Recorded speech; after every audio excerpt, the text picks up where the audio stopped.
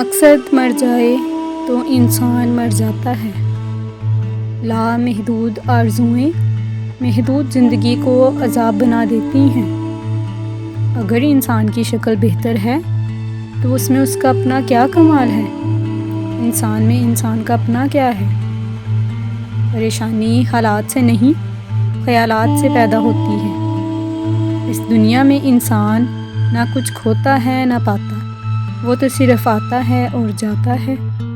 حالات اور وقت کی تبدیلیوں سے بدلنے والے تعلقات سے بہتر ہے کہ انسان تنہا رہے۔ تسلیم کے بعد تحقیق تباہ کر دیتی ہے۔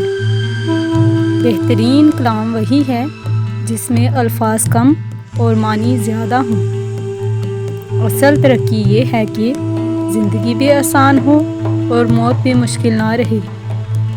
سکون کے لیے ضروری ہے کہ یا تو خواہش کم کی جائے یا صلاحیت بڑھائی جائے۔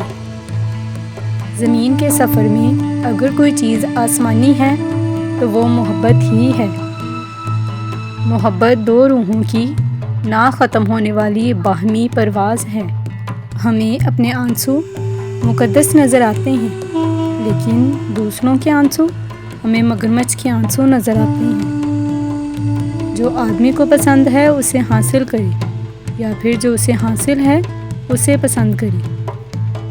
سب کا دوست کسی کا دوست نہیں۔